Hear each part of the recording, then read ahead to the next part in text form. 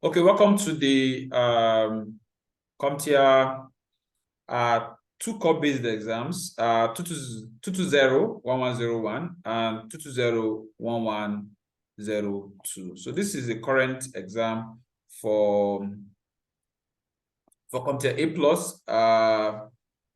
For typically for desktop support technicians, for repair technicians, for persons that are going to typically provide support. So it covers hardware, a little bit of networking, though CompTIA have a networking certification. So this like lays the foundation for networking, so that if you need to do networking in the future, if you need to do cybersecurity, or if you need to do cloud computing, so this can be like a baseline like certification for you and knowledge. So you also have mobile, you have operating system, you have troubleshooting, you have virtualization and cloud computing.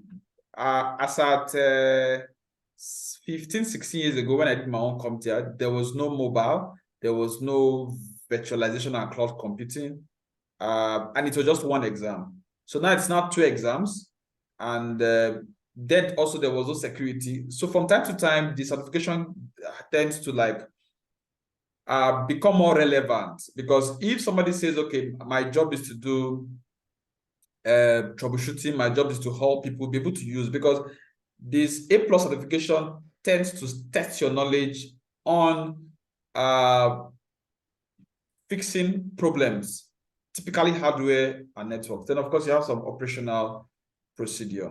Okay, so the kind of job roles you can take is a business analyst, of course, in the tech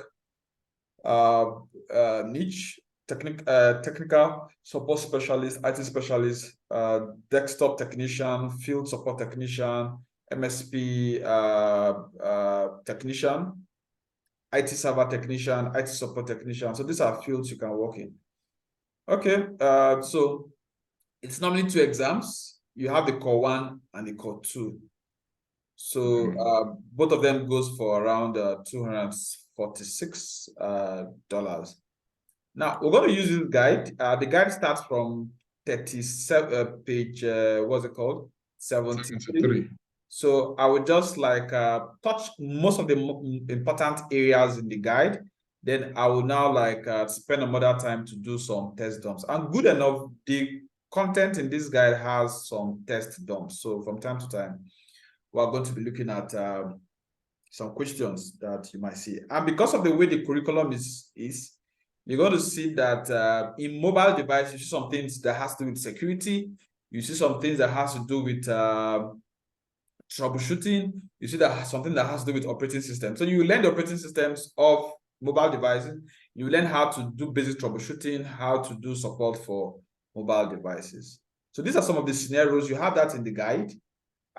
You could enter this and you get the guide. I think we've overviewed the guide before now, like the curriculum. So that's where you have the different objectives, what is expected that you know. So in some cases, you need to be able to define. In some cases, you need to be able to install. In some cases, you need to be able to identify. In some cases, you should be able to like fix. Most of it is scenario-based. Of course, most of the questions are scenario-based question. Okay, so the foundations is installing and configuring laptop hardware and components, display components of mobile devices, as in the screen, then configuring accesses and port for mobile devices. Caution: the goal of assessment is to gauge your mastery of the topic. So for each, before any of the guide, or rather before any of the topic, you have some kind of assessment that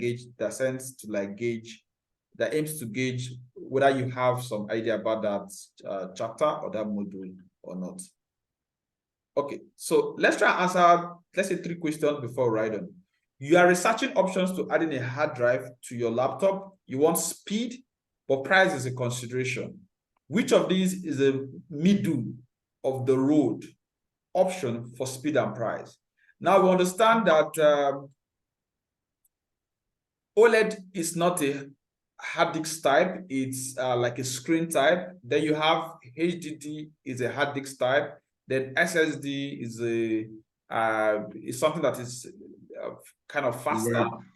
Then the middle ground is going to be SSD. So we'll see what the answer is going to be for that.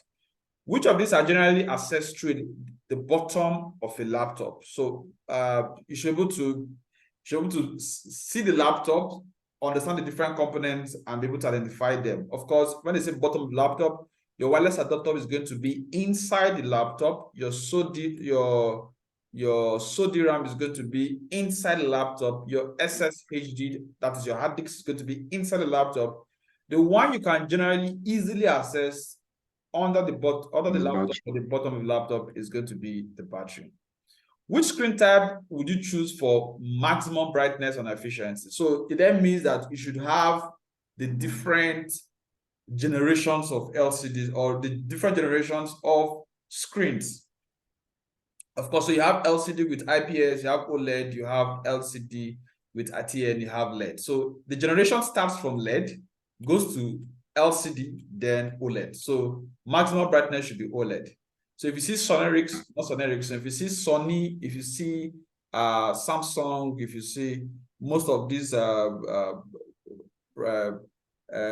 manufacturers that test to do very, very large enterprise screens, most of the things they've been advertising, it's OLED. So we'll see whether that is correct. Okay, we've answered 3 questions. You could come back and answer some of these questions to gauge your understanding.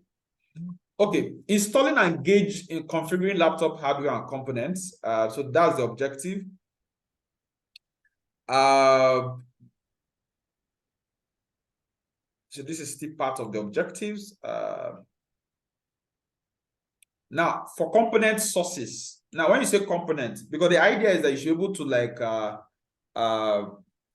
fix or clone a CPU or a computer. Either it's bad or you to assemble a new one, you should be able to identify all of the parts. So OEM is original equipment manufacturer. So what happens is that the core manufacturers, that's HP, Dell, Toshiba, Lenovo, all of those major, they actually give licenses to some companies that are into manufacturing to help them manufacture. So you call most of those people original equipment manufacturer. So the replacement components such as display, keyboard, you may not necessarily get them from the real guys, the main vendors of the hardware, because they don't actually produce, they actually give licenses to manufacturers to do stuff for them. That's why I see some devices that one OEM is producing for 4 manufacturers based on their most of the times in China. So other components such as optical drives and hard drive, memory, CPU can be purchased from third-party sources, but differ greatly from their desktop counterparts. So component sources, where the components come from. Then of course, power. For power, the internal battery.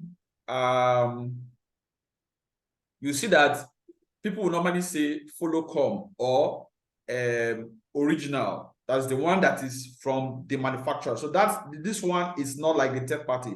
This one is not like the one that was done after the manufacturer issued that particular device. Then there are some components that are unique to laptops. Things like the touch, the touchpad. It's very synonymous to laptops. Touchscreen is synonymous to laptops. Then integrated speakers. But even some desktops will normally have a speaker. We'll have the option for that. Anything important yet?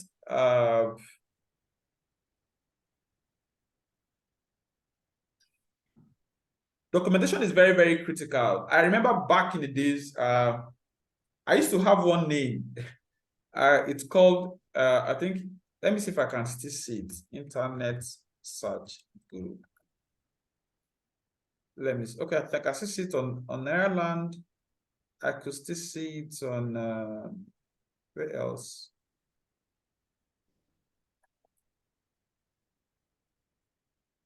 I still use, okay, as far back as 2009. Okay, I think I used to use this email. Now, the idea is that back then, that's 2023 minus 2009. That's 14, 15, 16, 17 years ago. What happens is that if you are to fix a laptop, most of the times the manuals, the guide, the drivers for that particular device is not readily available. So most of the times it's going to be the user that already have it now uploads it maybe to the darknet or to a website or to a download website and whatever. You typically cannot get it from the manufacturer side. But over the years, because of piracy, even then manufacturers will normally put the CDs, put the manuals, put everything. It will come with the laptop. But because people started pirating those CDs, those discs, those softwares and the rest, manufacturers now stopped. I think during the Vista era, let's say around 2000, like if I'm getting it right, let's say 12, 13, 4, let's say 12, 9, 10, 12, 13. During this period, manufacturers now started putting their drivers, started putting their documentations on their site. So you can go to HP sites now. Like I use let me see, system information. So I use a Lenovo.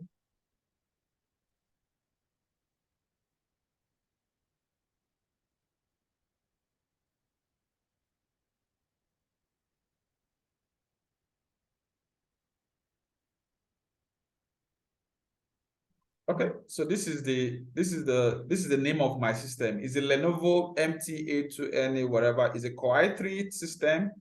2 cores, 2.1. It has 20 gig RAM. It's a 1 terabyte system. If I put this on Google and say, let's say this, I see what's happening. It's a 14-inch laptop. Yeah. I could typically get the complete manual, right? See the laptop. Yeah. I could put the serial number now and start and get softwares for it, troubleshooting guides, the manuals. Look at, if I say I want the guides and manual, see the setup guide, user guide, compliance info, safety, hardware maintenance. Yeah. But back then it wasn't that way. If I click here, see, I've gotten the exact manual for my laptop, how to open it. So back then, why did I get that name? I had to find a way to solve this kind of, because it's a problem. You have a new laptop, it's just a new laptop just came up, let's say in 2015, or rather not 2015, let's say 2010, 2011. Or back then when you didn't have most of these things, how do you open it? How do you make sure that you're not going to spoil a part of the laptop? So with this, we're able to search and get the device, sorry, get the manual, I know all the portions, all the sections, right? Like this is just the manual. Then you're going to see a setup. At times you see a technical, like this one now is a maintenance manual. So the maintenance manual is going to be more detailed. I see 68. So this will tell you how to open this laptop. Where is the fan? Where's the hinge? Where's the board? Where's the RAM? What type of battery does it use? How do you maintain? What are the field replaceable units, FRUs, right? So before it was not so, but I found a way to like get most of this information, and it was like a very good skill. But now it's not a skill again because everybody can typically just get it from the manufacturer side. Because the only way you could get it is when the manufacturer bundles it and puts it on the side. But before, it was people that have this laptop, they upload it. So if you don't know how to search the internet, use open source intelligence gathering to gather it and not use for your purpose, you might be breaking something. You can't get it. Yes, you can't get it. So manufacturer documentation is very, very critical because it's a very good skill. Even if you have a device that you don't know about so well, you can typically just Google and get exactly how the device, just get to know the device name. Mm-hmm. Hand tools like screwdrivers would normally see the Phillips screwdriver. Phillips screwdriver. So, or any screwdriver that is very tiny. It has Phillips screwdriver will normally be star. Then you could get a component to typically open most sections of your laptops. So the document is going to label and show you all the screen locations. Okay. Just like this one. Now, if we go down to tell us caution, right? How to open step 1. If you want to get to the bare, and it also tell you the labels of the strings. Sorry, of the nuts. Because nuts are always labeled depending on their sizes and where you are getting them from the laptop. So you can go to get size 1, size 2, size 3, size 4. If you couple up the laptop and you go get, you go put screen size 1 or size 2.5 in 3.5, it's going to be working and it's going to fall off. And of course, you're not a good technician that way. So cares, parts are organized. Provide some useful resources to measure laptop services. So if you need to replace the battery, hard disk, SSD, SSHD, or optical drive, or wireless, you need to access these components from the bottom of the laptop.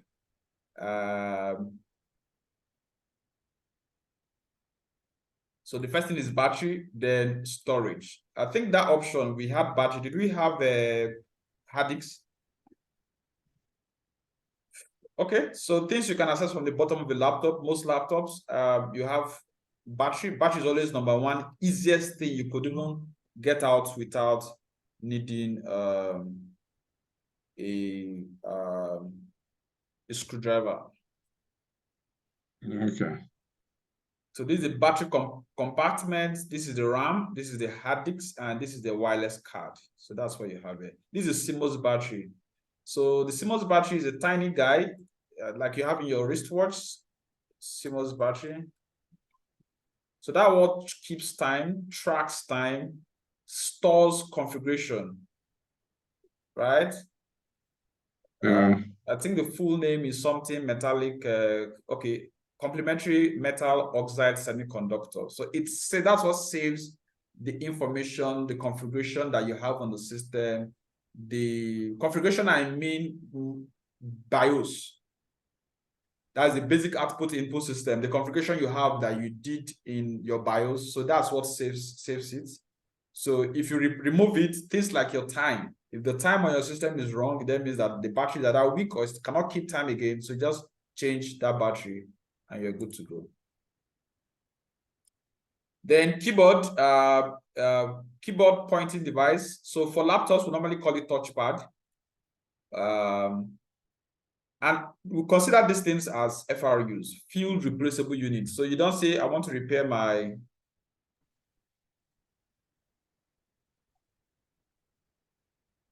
You want to what? I want to replace my, I want to repair my, what's it called? My keyboard. I want to repair my mouse. I want to repair my touchpad. So most of those things have FRUs. Once they've worked to some certain point, or because of usage of maybe water Can you hear me?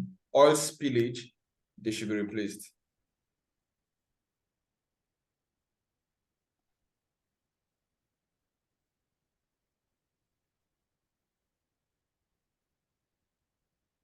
To replace a keyboard, so follow the basic procedure. So it might not be exact for every laptop, but it's going to follow some basic principles. Okay. Disconnect the laptop from AC power. So as a standard guide, you don't start working on the system without taking it off from power and also removing the battery. You switch it off, disconnect it, and yes, before you proceed with anything. Then of course, before you can now follow up with the guide on the manual as you have it. So these are flex that connects the keyboard. This is a flex for the keyboard. So this cyber security. Come again. Can you hear me? Come again. Can you hear me? Yes, I can hear you. I said that means this cyber security job, how remote will it be? Come again. This cyber security profession, how remote is it? How? Or is it on site all through? It all How depends on, remote will the job be? okay, it all depends on the kind of responsibilities you're taking. A cybersecurity analyst most of the times is going to do depending, and also depending on what area, whether the kind of assets you are trying to protect is their physical assets, let's say PCs, your network. So that means you have to be on site most of the times. But if they are digital assets, let's say in the cloud, let's say you have some stuff in AWS or Azure, or you are doing web application, pen testing, or you are protecting websites, or you are doing compliance. So typically you wouldn't need to be on site physically. So in cybersecurity, we have different areas you're trying to protect. So it can be cloud, it can be network, it can be mobile, it can be website, it can be whatever. So if you need to do awareness from time to time, or if you need to do physical reports of the digital assets you have physically, then, or rather the assets that you have physically, then it has to be an on-site, right? So, but if it's purely digital assets that you're protecting, let's say online drives, online folders, granting people permission, doing checks, doing scans, websites, application, mobile apps, and the rest, it has nothing to do with physical presence. But the thing now is that what powers whatever you have in the cyberspace is still your normal, regular physical devices. So when you say cloud computing, as we're going to look at later on, that cloud computing is powered by physical stuff. True or false? So because True. what you have there is hard disks, what you have there is drives, what you have there is a network, what you have there is a website, what you have there is a network. So you understanding most of these things as they are bare physically that you can see, it will help you comprehend whatever that you have in the cyberspace. Okay. Then I saw from the job listing, which means with this CompTIA A plus certification, one can start with as a business analyst even before going into full cybersecurity. Come again. That means with I saw business analysts in part of the job roles. Okay. Now you need to understand who a business analyst is. So a business analyst is that guy that can help deliver change, that can drive change in an organization, that can propose solutions. In class computing, at times we call them solutions architects, right? Even back then, most certification in the late 90s and early 2000s, when cloud computing, AI, and whatever was not so prominent, you will see most Microsoft certifications were, you see solutions architects. So Microsoft solutions, this, that. When you say somebody is an analyst, is that we need to solve some business problems. So how do we look at all the different requirements? How do we look at the different options? And how do we propose a solution that is going to solve that business need? Take, for instance, okay, now we have clients in town A and staff in town A or staff in town B. Yeah. We now have some remote staff that goes to the field to do some jobs. Now we want to drive and power them using technology. That means we're going to give them laptops, we're going to give them tablets, we're going to install some applications there. We're going to maybe have a server that they are going to upload maybe their stuffs to. Then we need to make sure that it's always secured. Then we need to make sure that we can do reports from time to time. We need to ensure integrity of data. People cannot tamper, people cannot change, people cannot pilfer with it. We need to also ensure that there's confidentiality, that you only see what you're supposed to see. We only also ensure that there's availability. That means you cannot come one day to work and the server is down or light goes off and there's no backup. That's availability. So it has to be available. So you have backup. You have CCTV monitoring those systems. So all of these things, how do you put up everything together, propose a solution that will make sure that there's always business continuity? That's the job of a business analyst. And if peradventure that change he wants to drive is within tech, then your knowledge of understanding how these things work can help you propose a better solution. You see, some solutions in tech are going to cost much more money. Some solutions we have less money and still achieve the goal. So that's the job of a business analyst. And if he's playing it in tech, then he needs to understand tech to be able to now tell us what our problems are and how we can solve it using tech. So you see things like, okay, let us set up a network. Let's have VPN and let those remote staff connect to it. Or once they come every time, they can upload here. Then we use the software to password everything. Okay, now, because we understand the different types of hard disks, no, we cannot use SSD because though it's fast, but we might have issues when we have, let's say, power loss, or we might not get our backup. So let us go for something that is more reliable, like HDD. Are we there? Or we don't have so much money, let us buy HDD and let us leave out SSD. Or if we have money, we can now later upgrade in the future to SSD. To HDD. So your understanding of the different stuff will help you propose help you troubleshoot and now propose a solution. So that's where a business analyst comes in. So what I'm saying is, studying this CompTIA, yes, with this certification now, one can even still, with this knowledge and having certification in CompTIA, if a job of business analyst comes, one can dabble into that while trying to progress to cybersecurity. Yes, but it's important that you now understand. You see, I just told you I have a certification in business analyst. I'm also a member of IIBA, International Institute of Business Analysis. So I'm explaining this thing now to you because I understand how it relates. So to actually fully function, if it's a BA role, they will tell you that, oh, you need to maybe have a certification or have a training, maybe just a training.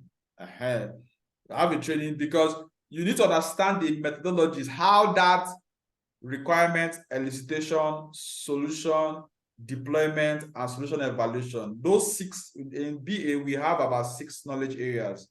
So you need to understand how the thing flows for it to be able to be a proper business analyst. Even if it is just training, even if it is not certification. Are you there? Yeah. Because you see the kind of jobs that they want you to do. It will involve even speaking with some technical people, some people that are not technical people, some stakeholders, and all of that. Okay, so these are the different hard disk type, and you should be able to differentiate them, the advantages and their disadvantages. Okay, I think I have them here. HDD, least expensive, highest capacity, slowest because of the moving parts and magnetic disks, has moving parts that can wear over time, has no moving parts, fastest, lowest capacity, but probably most expensive. Are you there? So this is a blend between high speed and all of that. So that's why we choose this answer that time. Okay. So in terms of their what's it called? Their size. So for laptops, it's between 1.8 to 2.5, but 2.5 is standard. Then for desktops, it's normally called 3.5. There's one that says a 3.5 hard disk, so it's always a desktop. And then somebody says 2.5 or less than that is what's it called? Is for laptop. So SSD is around 1.8, just like the size of your RAM. Then 2.5 is your regular traditional laptop hard disk. Okay. So this is the procedure if you need to remove a hard disk. So you disconnect, always very important, disconnect the AC power, slide the cover away. Then once this is revealed, you can now pull this out and get the hard disk out. So this is what the hard disk looks like.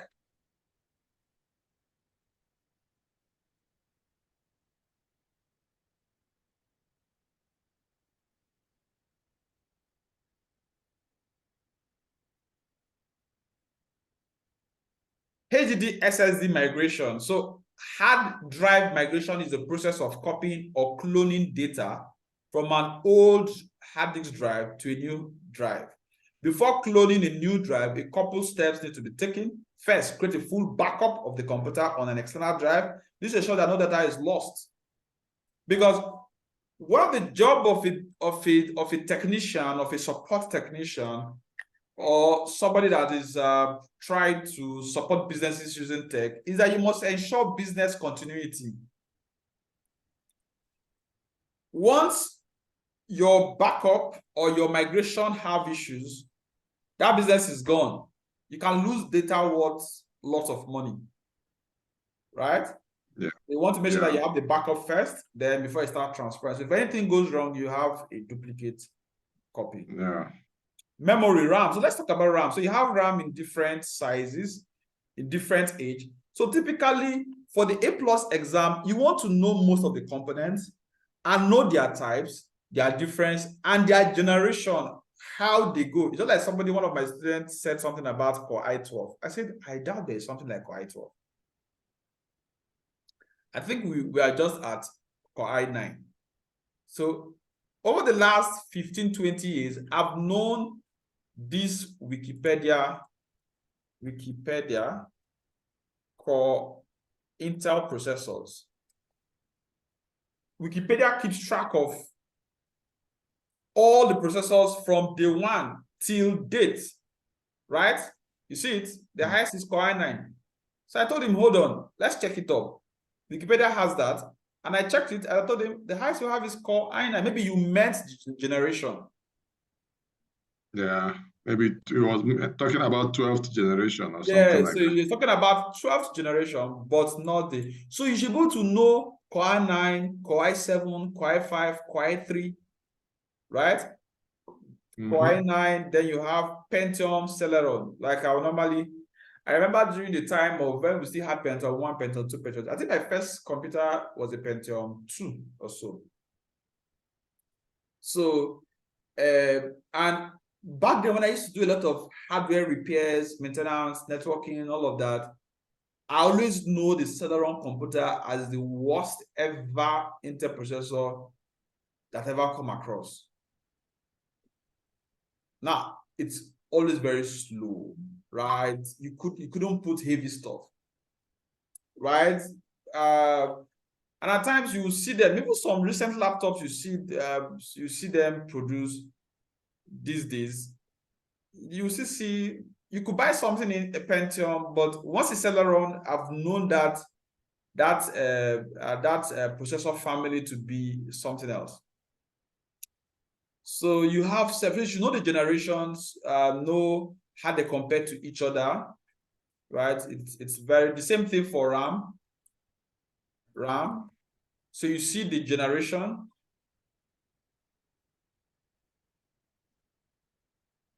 See the types. So you see things like SODIMM, DDR1, DDR2, DDR3, SDRAM, the SGRAM, HBM, and all of that. Okay, so here we have RAM, random access memory. So this is volatile memory. So this is like the working space for your PC. Now we have SDRAM, synchronous dynamic RAM, combination of RAM and dynamic RAM. Then you have SDR RAM, they have DDR, then up to 5. Then you have DIMM. So DIMM is kind of the very tiny one, right? So, but most laptops are going to use DDR1, DDR2, 3, then up to 5. Right? Yeah. I think I opened my system a while ago. I should be able to know the hardware resources, RAM, memory.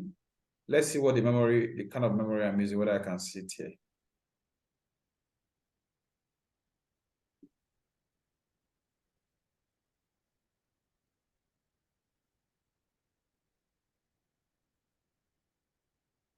I think that Lenovo stuff should be able to tell us also. Checking about your system, I think is it Control what Windows or so that gives you the That's Windows E. Sorry, not Windows E. Windows. Let me try Control. Okay. Windows C. Let me try Windows C.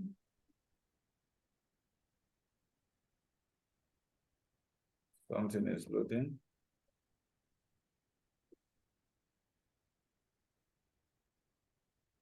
Normally I do Windows E, I tap here, or I just right click here and say properties.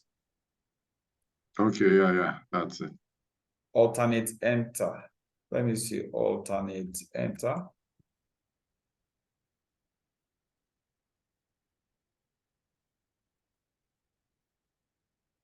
This is it. Let me see, alternate enter. It doesn't work. So what I just do, I do Control E, then I right click here and say properties. That's what I do. And I'm here. So but I doubt this is going to give me. This is just going to tell me my RAM type, which is this is a 20 gig RAM. It's not going to tell me. This don't tell me just the space. It's not going to tell me the type. So this is where, let me see. Memory.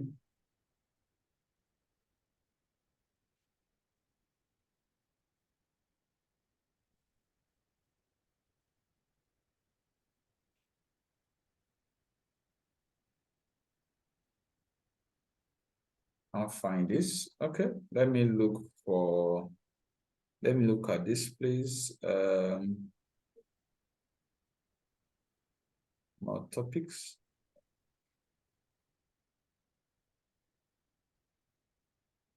Specification reference.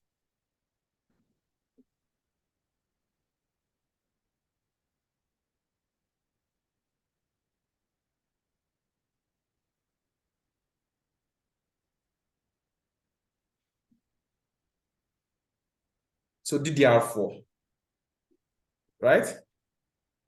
Have you seen it? Okay. DDR4. So just, I think this should be a 2001 or 2002 laptop. So just a more recent 2002 or 2003 laptop is going to be DDR5, right? So the idea about all your components, you should know them and know their generation and know their difference and know which one is higher. If you see a question that has to do with, okay, the fastest, you should know DDR5. Mine now, this one is saying Intel A Core i5. Okay, yours? Yeah, 64-bit operating system by 64-bit processor. So that is the processor, and we're talking about the RAM. So either you check your documentation for you to get that, or see how to get that from your system information. That's what I'm asking. Where do I check that documentation? Because this one just gave me view basic information about. That's what I'm saying. You could get this system information, get the system summary. But let me even see whether I can see it here. A second. Processor, RAM.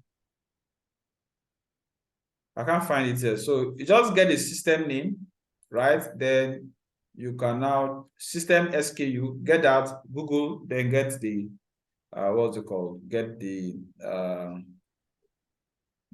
documentation for the system. Okay, so these are the different types. Speed.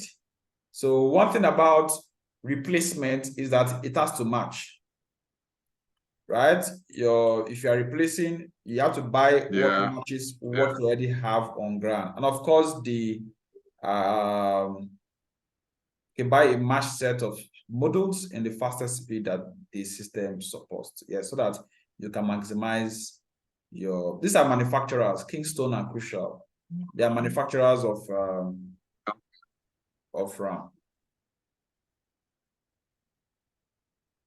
Okay.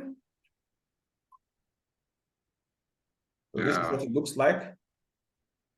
So this is like the point where your RAM latches on the slot, right? Yeah. So another thing to memorize, if you're going to say that in the exam, is the number of pins.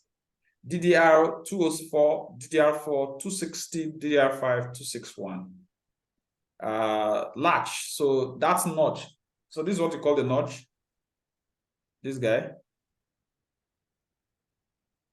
And Okay. for most RAMs, you're going to see the whether it is DDR or 1 or 2 or 3, you're going to see it written on the RAM. For you to do RAM upgrade, make sure you power off, open up that area, then remove the old stuff, put in the new. Like there was someone that wanted to buy a system that was last month or so, and she was like asking, okay, I said, okay, if you have that, just upgrade, take it to technicians so they can upgrade the RAM for you. She was asking like, how long is it going to take? If I keep my system, will I be able to collect it like the next day or the next 2 days? And after that, that's just a 1-minute stuff, right? Because of upgrade a RAM, Yeah. open this compartment, remove the old one, slot in the new one, and you're done.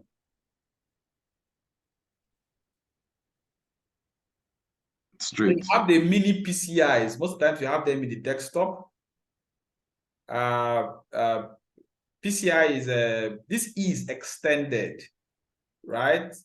So PCI slots on motherboard. Most of the times it's white in color. Are you seeing it? Yeah.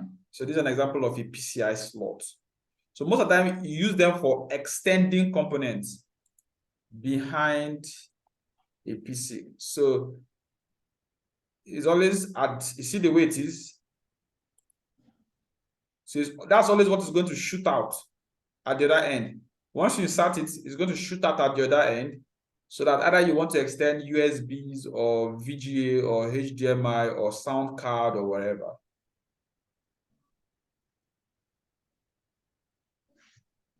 Well, I don't think I'll buy Tokubo laptop here and dismantle it by myself. Sure, you can. I'll go and look for, I'll ask questions around. Okay, good. Okay, so wireless card. So normally your wireless is at the it's like a it looks like your RAM. So wireless card, then you have 2 wires that stretches and is at, this is like a PCI, this is like an adapter, wireless card on board. So you see the way it is. See the way it is. So this is your wireless card. Yeah. You see some devices do all you do, or some laptops do all you do, and you find out that it's not going to have, you cannot, no Wi-Fi, you cannot get Wi-Fi signal. Most of the time, either this guy is bad or it's not there completely. So if you get a new one and install, then that's when you can now start seeing Wi-Fi signals, right? So There's one laptop I bought for my children. I think they all yes. said is I think it's like cloud processing or whatever they said. I even gave it to a technician when I was in Lagos. The guy said there's no way he can increase the RAM. Okay, now, you know, every system board have their maximum capacity. So if you have, where is that Wikipedia page? I don't know if we've closed it. History. Let me check Wikipedia. When Wikipedia. So for each of the board type or motherboard type, or let's say system motherboard, right? For the different motherboards, they have their maximum speed in terms of RAM, in terms of speed, in terms of hardware they can allow. So some boards, the maximum they can go is 2 gig RAM. Some board, the maximum they can go is 4. Like this one now that has 20 gig, the maximum might be 32, or the maximum can be 24. Like the previous system I had, the maximum was 16. So I got it 20 gigs so that I could go maximum around 34, 32, I mean. So every board has its maximum. That's why you could ask yourself, you could say Dell XPS Mark 13 maximum RAM. You see those documentation. Are you seeing it? 16 gig. So you cannot do more than 16 gig for any reason. If I say, where is it? If I say, or if I say, Lenovo, okay, this is it.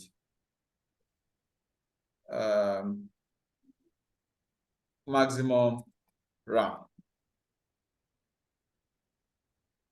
So let me remove this.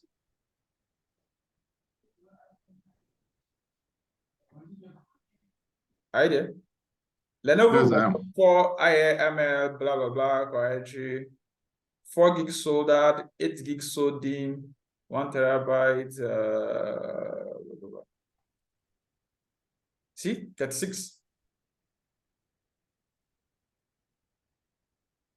How many RAM slots do they have? 1 slot. So you can easily check up, even you can check up the site and know the maximum you can go. Up to 20, 4 soldered, 16 SODIMM. I think maybe that's what I have. 4 gig soldered, 4 gig is on board, then 16 gig is what you have. So it might be 1 slot, it might be 2 slots. If it's 2 slots, that means you can do 16, 16, 32. If it's 1 slot, that means I'm done with my capacity. I haven't checked. Right? So every laptop has a capacity. You don't just say I want to upgrade to 32 gig, or you just say I want to upgrade to 32 gig. I want to, no. You have to check the laptop to see if you can take that maximum. Back then, the earlier systems I worked with, some of them had just maximum of 256 RAM. You have 128, 128. Some had maximum of 64 gig RAM. Why are you laughing? If you check persons that started doing hardware, let's say in the early 90s, of course, hard disks of 1 gig, you are using a very nice system. So look at us here talking about terabyte and gigs. So this is like the holding bay. This is it out. So the antennas are going to be, these are the antennas. So there's always 2. It's going to go around and you're going to sit at the top of your laptop, the screen of your laptop, this is your laptop screen. So here like this, so you can receive signals. So this cable is going to go down, down, down, all the way behind your screen, and that's where it's going to be. So if this is missing, your signal is going to be poor. It's like having a router without antenna. Okay. If you see the one without cables, it means the signal is very, very high. What's the name of this again? This is your Wi-Fi card, wireless card. Okay, yeah. So it comes with the cord like that, these 2 antenna cords. Yes. Okay.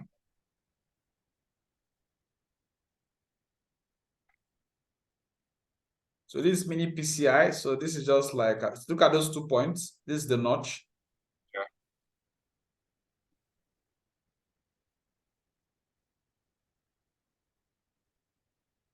So you can use the mobile hotspots, most routers. The battery. So a failing laptop battery can be source of all kinds of problems for users. Most manufacturers have diagnostic feature that reports on the health of the battery. Most of the time, you can even know the health of the battery by checking your BIOS. If you want to remove, yes, I'm listening. I think this thing just mentioned about connectivity. Like my laptop now, it cannot connect from my iPhone, neither can it connect from my wife's iPhone. It only connects from either the broadband in the house or my Infinix phone that I came from Nigeria with. Like you saw yesterday, the other day, it was the Infinix phone too that I connect. You understand? Yeah. But my iPhone with my 3 network line for where it's not connecting directly. My Libera lines are not connected. Okay, most of the times it can be cache. It can be the settings you have on your adapter. So one way to do that is just to go to your network adapters. You could clear or you could reset an attempt and see whether it's going to sit. And most of the times, if it has connected to it before, so it's computer, it might not have memory, so it might have issues trying to like check it up and connect to it. So one way to do it is just to, let me check network adapters.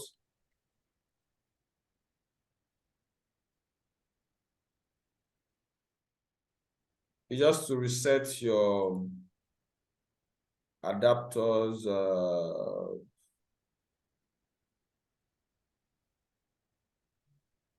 This is going to be all, reset all. You can attempt this. Reset now. Okay. So you can reset the adapter. So all of the adapters you have, whether your Wi-Fi, your wireless, your LAN, those can be reset and install the system and try attempt it and see whether it's going to be able to pick signals. What's come to us, you can also use a cable tethering. That's going to work. So the normal thing, you turn off the computer, disconnect the AC, then of course you get to the battery compartment before you remove that. So some batteries looks this way. Some batteries you have to take off the entire back of the laptop, the bottom of the laptop before you can access them. There's also called ESD. ESD is electrostatic discharge. So in physics, we normally say that the laptop components and most things would typically have different potential difference with your body. So it's important for you to do what? To discharge any electricity, static electricity on your body by touching the metals of the laptop or of the desktop, depending on what it is. You can also have an anti-static wrist strap. So this is something you could use to keep you at the same potential difference as the device. Are you there? Yeah. So it just has a metal clip. So once you clip it on any, the idea is that it's like saying you don't want to shock those big computer little components, your RAM, especially your RAM or your adapters. So by the time you are doing that, you are the same potential difference as.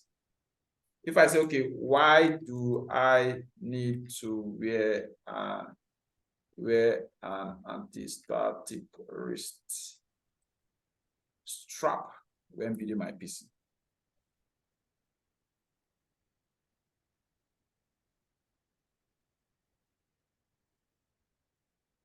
It's like grounding yourself before handling electronics, like PC component. It's not required. There's a good, not even for beginners, it's not needed at all. All you need to do is to touch some metals before you start building, taking apart the system. So you don't say it's not needed at all. You are saying it's a shortcut not to need it. So the shortcut is to touch the metals or forever. So it's standard practice that you can use for your exam. You're going to see questions like that. How can you prevent electrostatic discharge, whether that building or changing RAM or wherever? So the wrist strap, yes, and the grounding mats. Come again. Those plugins and this thing plug to the wall. Yes. And do not touch the contacts on the battery or the contact in the battery compartment with your hand. Okay. The use of mobile devices for personal financial transaction is steadily trending upwards. With the increased use comes the need for increased security and reliability when authenticating users who are transferring money. So biometric is a form of authentication. When you do cybersecurity, you're going to learn about authentication. So authentication is in, I think, 3 stages. So you have what you know, that's your username, your password. So we can use that to authenticate you. Another way we can authenticate you is level 2, what you have. So your swipe card, your badge, your RFID or NFC card, access cards, it's what you have, or your tokens, your hardware devices. Then who you are is another way to Facial. authenticate you. Yeah, so that's where biometric comes in. So your facial, your iris, your thumbprint, that is Thumbprint. how to authenticate you. Then there's another level, another fourth level, which can be where you are. So where you are is, we can say, if you are not within so kilometers, or you are not using so IP address, you cannot access this website or this network or this device or this whatever. So it then means that if accessing, so that particular IP address or whatever is whitelisted, every other thing is blacklisted. Yeah. So that is where you are. So it will just be restricted to people within that IP address. So once you come into the office, you can access. Once you leave the office, you're on your own. So we can now, how do we, for business continuity, like I talked about the business analyst, how do we take care of people that are on leave? How do we take care of people that are away from the office on legitimate duty? So we can now have VPN services. Then we now whitelist only those IP addresses that we've assigned or we've bought for those staff. All right. Good. So those are different ways you could implement security. So this is biometrics. NFC, I talked about NFC. NFC is just most swipe cards.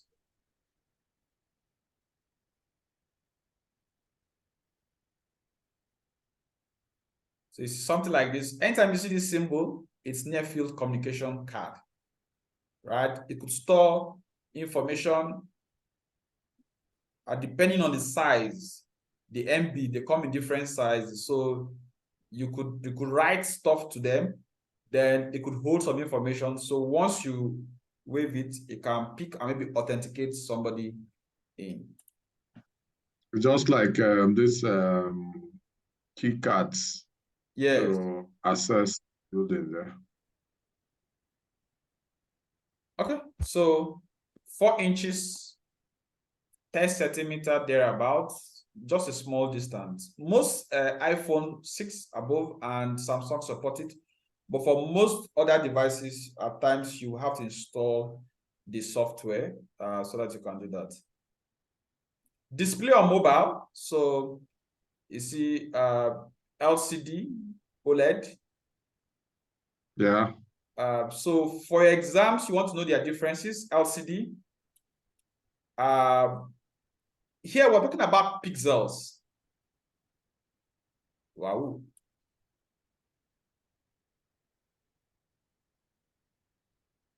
Just a second.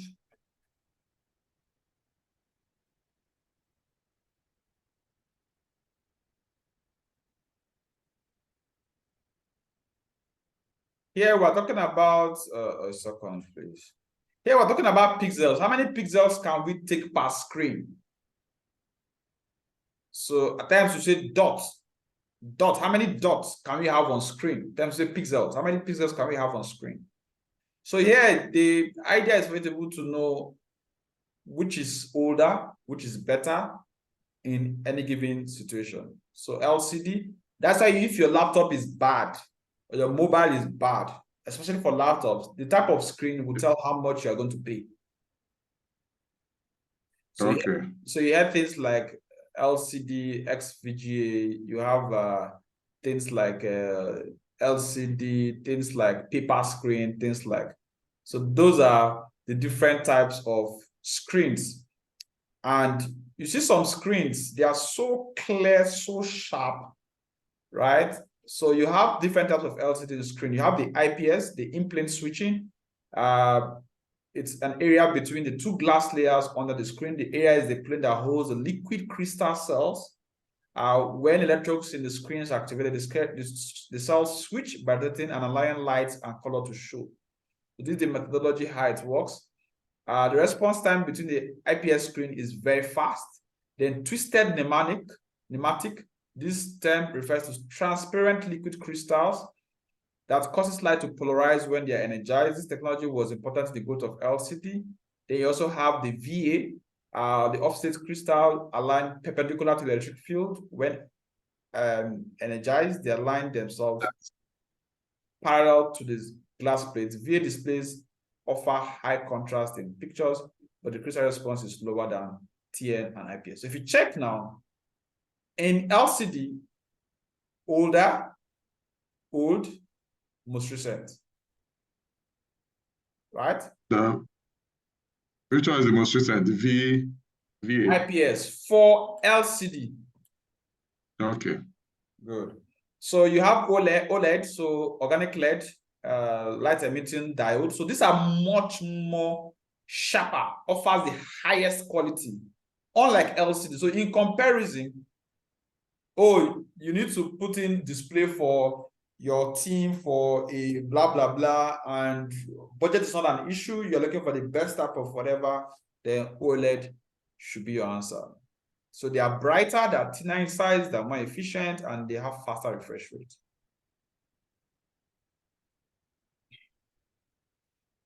Oh, awesome. You see, I told you the last time that you see these two cables that are coming, they're Yeah. going to go this way, and you're going to see them somewhere around here. Are you see them? See the Wi-Fi antenna? Yeah. This inverter, this is the guy that translates the video signal from the board to the screen. So if your screen is bad at times it's not your screen, it's just this inverter. At times it's called module. What translates the signals from the board to the screen? Webcam, different resolutions, microphone, newer. Can you hear my clap? No. Can you hear it? No. Good. But I'm clapping. Can you hear it? No. Good. What's happening? My PC, the microphone on my, I'm not using any headphone or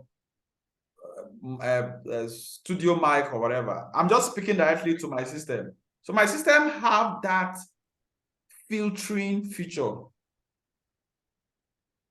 Okay.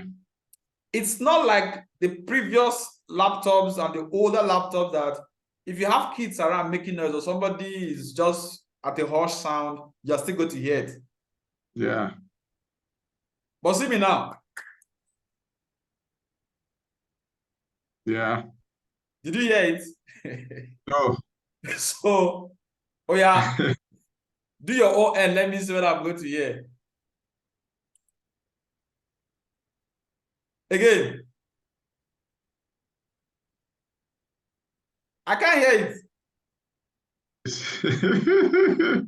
So what is happening? That means the filter, the mic is filtering the sound other than the one that I'm speaking from my So own voice. it's actually trying to pick only voice. You see, in some conferences, somebody is talking.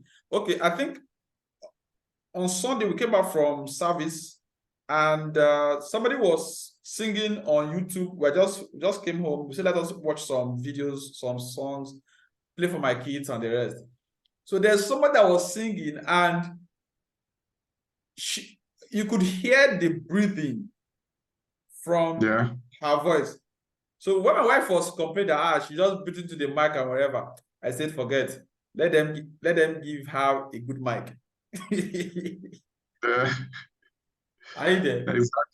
Yes. Yeah. I've done music for like 20 years plus. I've played the piano for that length of time, so at least 20 years counting from a very young age.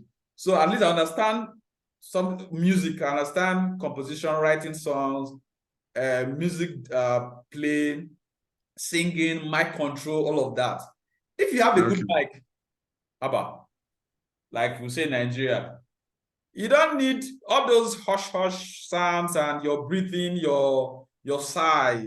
It's not going to pick it. It's just pick your sound. Just the voice. Good. And if we are 4 singing to one mic, it will pick all and not just one person. It will pick all 4. Yes. So it's like not just picking, so you can hear that this is the person that is singing. Yeah. Even when you are not in that you are not seeing them, but you are hearing. You can say, "Oh, is that person?" No, to be difficult because it's like pick up. So it's the mic. So microphone is also a part of a display assembly, like we saw here. Right. So the type of mic, you see, as the generation is going, it's It also changes. Yeah. yes, the quality. You have higher quality, you have better quality, like that. At times you can decide to use headset, right? Yeah. Then you have to plug it via USB. So laptop, mic, headset. Normally you will need to use a USB, or you will need to use the jack port. Inverter, so that's that guy that does the display. Is easy to read because of two components, the inverter and the backlight. If either phase, laptop display becomes so dim that it's almost impossible to use. It's a power converter that changes low voltage DC into high voltage AC, needed to power a backlight. If the inverter fails, the backlight will not work, right? Yeah. That's this guy here. So if someone complains that the PC is not coming up, it could be the inverter, right? Yes, That's between. but I've not, it's been roughly about, I typically don't want to go open systems these days, right? Because I give it to a staff to work on, or if it's something that's going to distract us, I just refer it to somewhere, go meet a technician. So Yeah. as at 2014-15, we typically stopped everything hardware. We went back to hardware and became a Cisco Academy because of cybersecurity. We found that over the years, teaching students cybersecurity, those ones that don't have core tech hardware network skill set don't do well. Because if you're doing cybersecurity, you're going to try to protect digital and physical tech assets. So how do you protect what you don't understand its technology in and out? So it's difficult because as at 2014, we stopped everything hardware, went completely soft. Then I think in 2018-19, we came back again. So in the office now, in the training schools, all of the offices, you have Cisco devices, Cisco hardwares, crimping tools, routers, switches, all of those kind of stuff.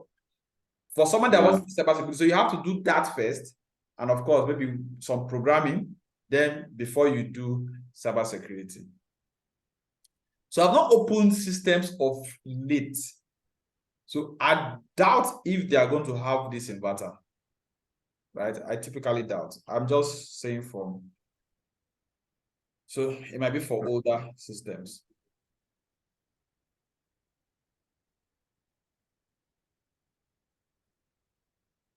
So you're going to have, how do you configure some accessories and ports on mobile devices? So you have, mobile devices are popular because they provide some functionality of connected computer without wires. Like somebody wanted this CCTV installation. If I drop this call now, I'm going to get to that task. One of CCTV installations, we're going to send a staff there to go analyze. What happened was that somebody got a task to implement CCTV, but when the person did it, the person now said he doesn't want any wires. So it then means that you're going to implement standalone CCTV device and configure it on a router, then he can monitor with his mobile over the internet. Yeah. So the need to go non-wires, right, without cables, is why we have mobile, we have wireless. So if you're going to connect some of these devices and peripherals wired, then you're going to have USB using connecting them, or you use jacks. Okay. These are ports. This should be a serial type of port. For iOS, same thing with this. Then this is the normal typical 5-pin. And in each of these cables, there's always the data and the power part. I'll give this an assignment. Okay. USB cable, power, and data.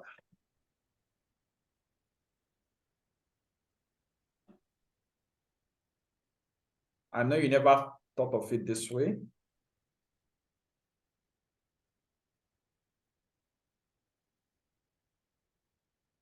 Right? Your USB gives you 5 volts. Okay. This is data, this is the ground. That's why even if a USB cable is bad, if all this code is bad, this can charge your phone. Which one? The red one? Yes, because that's the 5 volts now to charge your phone, DC. Yeah. Are you seeing now? Yes.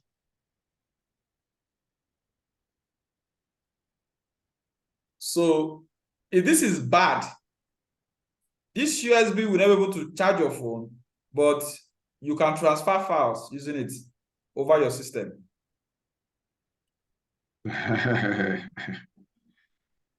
Yeah. You are shocked.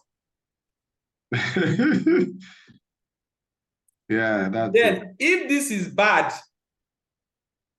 this will work. You will receive some shock. Why is this cable just giving me some like Exactly. So maybe somebody matches a part or a part is broken or bad, it will still work. So this is the power data F.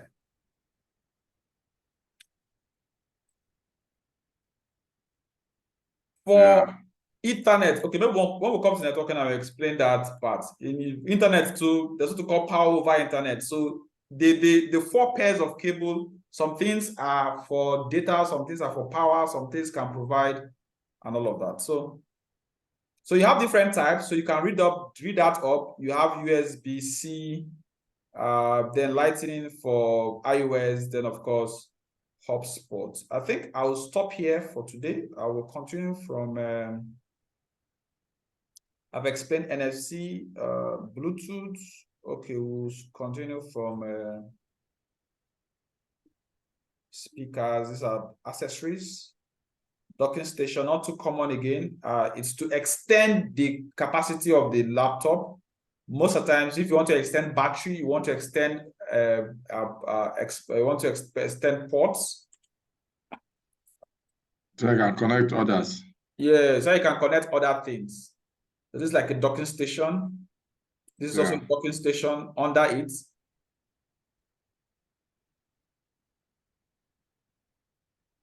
This is a docking station too. You have a question that you have a problem that has to be with, you don't have more ports for whatever, and what do? It's not extension port, it's docking station. That's the right word. Sure. So if you go and choose extension port, you have filled that question. For older laptops, you normally have it here. For newer laptops, you can have them powered by USB. And one of the reasons why it is here, so that they can take up to maybe around 12 volts. Because USB will give you 5 volts. Okay, look at another one. Nice. All right. Okay, let's stop at 110. Okay. Questions, please don't forget to go through the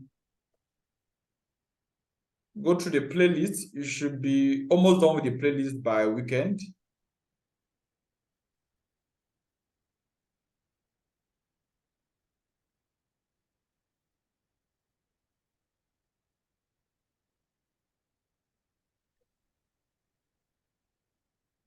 Okay.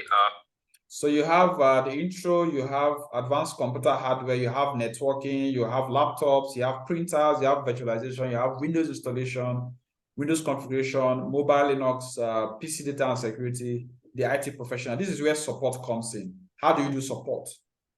And I did a lot of case studies on the slides. So for your questions, it will help you put in the right mindset to be able to answer those questions.